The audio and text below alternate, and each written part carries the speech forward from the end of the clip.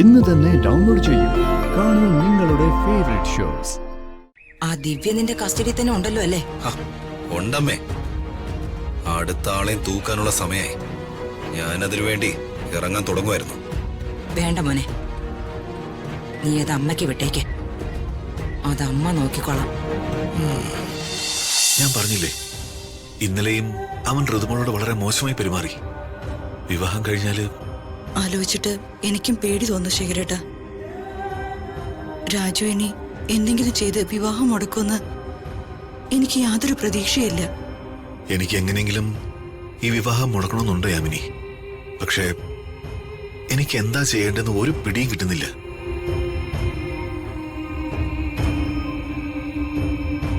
ദേ വരുന്നുണ്ട്. എങ്ങനെയുണ്ട് ശേഖര കല്യാണ ഒരുക്കങ്ങളൊക്കെ? നന്നായിട്ട് പോകുന്നുണ്ട് ചേച്ചി. ആണോ? എന്നിട്ടെന്താ നിന്റെ മുഖത്ത് അതിന്റെ ഒരു സന്തോഷമൊന്നും ഇല്ലാത്തെ? എന്തോ നടക്കാൻ പാടില്ലാത്തത് നടക്കാൻ പോകുന്നത് പോലെയാണല്ലോ നിന്റെ ഭാവമൊക്കെ. അങ്ങനെയൊന്നുമില്ല ചേച്ചി. യാമിനി എന്താ ഒന്നും മിണ്ടാതെ നിൽക്കുന്നേ? യാമിനിക്കൊന്നും പറയാനില്ലേ? ഞാനെന്ത് പറയാനാ ചേച്ചി? അമ്മായി അല്ലെങ്കിലും ഒന്നും പറയില്ലല്ലോ അമ്മേ. അമ്മായി അമ്മാവനും അവന്റെ സൈഡല്ലേ. ഇവർക്ക് ഞാനല്ലല്ലോ, രാജുവല്ലേ വലുത്. ഇവരുടെ ദൃഷ്ടിയില് രാജു മഹാനും ദീപക് മഹാമോശമാണല്ലോ. ആണോ യാമിനി? അങ്ങനെയാണോ? അല്ല ചേച്ചി. എന്താണ് ദീപകെ, നീ നിന്റെ അമ്മായിയെ ഇങ്ങനെ തെറ്റിദ്ധരിച്ച എങ്ങനെയാ? അവൾക്കും ശേഖരനും നീ എന്നോട് പറയുന്നത് പോലെ നിന്നോട് വെറുപ്പൊന്നുമില്ലടാ ശേഖര. ഇനി അങ്ങനെ വല്ല വെറുപ്പും ഉണ്ടെങ്കിലേ ഇന്നിവിടെ നടക്കാൻ പോകുന്ന ദീപകിന്റെയും ഋതികയുടെയും വിവാഹത്തിനെ മനസ്സിൽ എതിർപ്പുണ്ടെങ്കിൽ അത് മനസ്സിനുള്ളിൽ തന്നെ അങ്ങ് കുഴിച്ചു മൂടുന്നതായിരിക്കും നിങ്ങൾക്ക് രണ്ടുപേർക്കും നല്ലത്. അതല്ല, എന്റെ മകനെതിരെ എന്തെങ്കിലും ഗൂഢാലോചന നിങ്ങൾ നടത്തിയെന്നോ ഗൂഢാലോചന നടത്തുന്നവരുടെ കൂടെ നിങ്ങൾ ഉണ്ടെന്ന് ഞാൻ അറിഞ്ഞാൽ, അറിയാലോ. അല്ല, അപ്പു എവിടെ? അവള് ഹോസ്റ്റലിൽ നിന്ന് വന്നില്ലേ? ഇല്ല ചേച്ചി, അവൾക്ക് എക്സാമോ. അവൾക്ക് ഏറ്റവും ഇഷ്ടമുള്ള ആളല്ലേ ഋതിക ചേച്ചി. ആ ചേച്ചിയുടെ വിവാഹത്തിന് അവള് വരാതിരുന്ന എങ്ങനെയാ യാമിനി? പിന്നെ അപ്പു വന്നില്ലെങ്കിൽ ഇവിടെ കെട്ട് നടക്കില്ലല്ലോ. അമ്മയ്ക്ക് അവരുടെ പണിയൊന്നുമില്ലേ. നീ മിണ്ടാതിരിക്കടാ. ഹരി. മേഡം. അല്ല, മണ്ഡപത്തിന്റെ പണിയൊക്കെ തീർന്നല്ലോ. ഇനി കുറച്ച് മിനുക്ക് പണിയും കൂടെ ഉള്ളൂ. ഗസ്റ്റുകളൊക്കെ വരുമ്പോഴേക്ക് എല്ലാം തീർക്കണേ. അപ്പോഴേക്കും തീരും മേഡം. പിന്നെ ഞാൻ പറഞ്ഞ ബൗൺസേഴ്സിന്റെ കാര്യം എന്തായി? അവര് റെഡിയാണ് മേഡം. ആഹാ, അവരെത്തിയിട്ടുണ്ടോ? എത്തിയിട്ടുണ്ട്. ഞാൻ വിളിക്കാം. വേണ്ട, ഞങ്ങളും വരാം. എന്നാ ശരി, വരും മേഡം. എടാ വാ.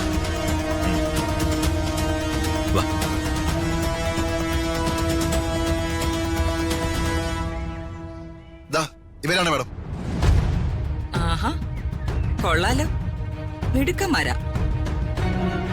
കാണാനുള്ള തടിമിടുക്കം മാത്രമേ ഉള്ളൂ, അതോ എന്തെങ്കിലും പ്രശ്നം ഉണ്ടായാ ഇവരിടപെടും മേഡം. ഗുഡ്. അതെ, ആരെങ്കിലും എന്തെങ്കിലും പ്രശ്നം ഉണ്ടാക്കിയ ഒരു ദാക്ഷിണ്യവും കാണിക്കണ്ട. തൂക്കിയെടുത്ത് പുറത്തിട്ടിട്ട് കണക്കിന് കൊടുത്തോണം, അതാരായാലും.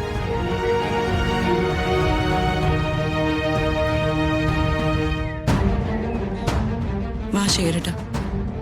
എങ്ങോട്ടാ യാമിനി? അല്ല, ഗസ്റ്റുകൾ വരുന്നതിന് മുമ്പ് ഒരുങ്ങണ്ടേ? പിന്നെ വേണം. എങ്കിലേ നിങ്ങൾ ഒരുങ്ങിയിട്ട് റെഡി ആയിട്ട് വാ. അധികം സമയം എടുക്കരുതേ, ഗസ്റ്റുകളൊക്കെ ഇപ്പൊ എത്തും. അല്ല, ഋതിക മോളും പ്രതാപനും ക്ഷേത്രത്തിൽ നിന്ന് വരാറായില്ലേ? ഋതുമോൾക്ക് എന്തൊക്കെയോ വഴിപാടുകളുണ്ട് ചേച്ചി. അവരിത്തിരി വരാൻ ലേറ്റ് ആവും. ശരി, നിങ്ങൾ ചെല്ലും.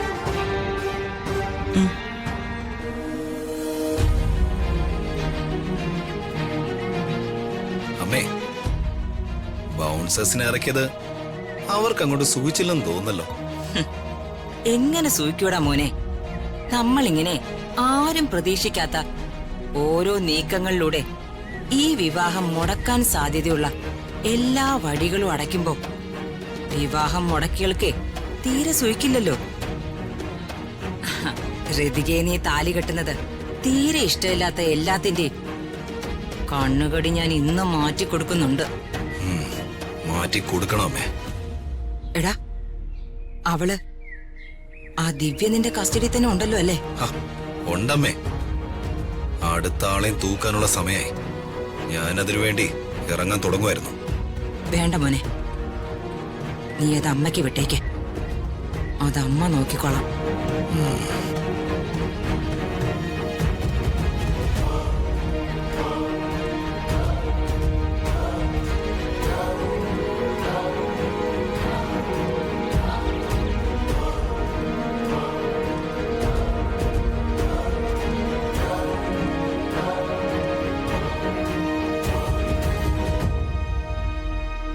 എന്താ ചെയ്യാ?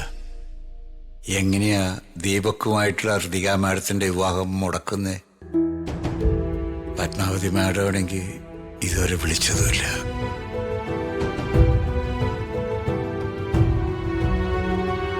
വേണുവേട്ടാ, നിങ്ങൾ എന്താ ഒന്നും മിണ്ടാതിരിക്കുന്നത്? ഞാൻ ചോദിക്കുന്നതിന് മറുപടി പറ. ഋതികമോളുടെ കാര്യത്തില് എന്തെങ്കിലും ചെയ്യാൻ കഴിയോ? ഞാനും അത് തന്നെയാണ് ആലോചിക്കണത്.